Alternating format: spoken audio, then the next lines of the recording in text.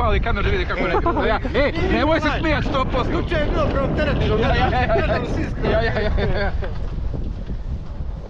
Zato je pala veza. Tako evo opet kamera, da. Je. Kume, dok ja zakočam tim pušio sa Borkom jednu sekundu. Da ja moram za tijegu malo hvatiti. Borko! Opet ćete se vratiti. Opet ćemo se vratiti. Ja se vam da spuštam. Ne, nekako se oslačilo se. Jučer nije bilo kamere, neko ukrao kamere.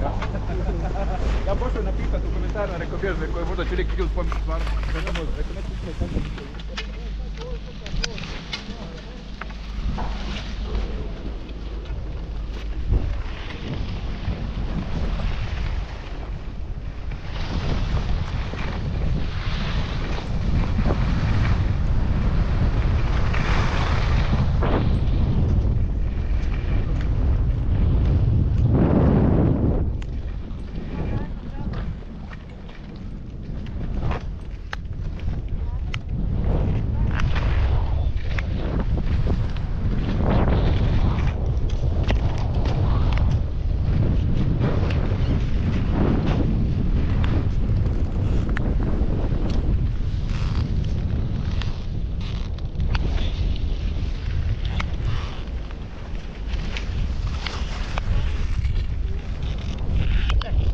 Gdje stavim?